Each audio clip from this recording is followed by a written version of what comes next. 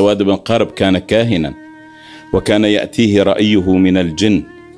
في كل ليلة يقول له: لقد بعث نبي في أرض العرب. وكان يتجاهله ويركله بقدمه حتى شرح الله صدره للإسلام، فجاء إلى رسول الله صلى الله عليه وسلم قال: أتاني رأيي بعد ليل وهجعة، ولم يك فيما قد بلوت بكاذبي 3 ليال، قوله كل ليلة أتاك رسول من لؤي بن غالب، فشمرت عن ساق الإزار،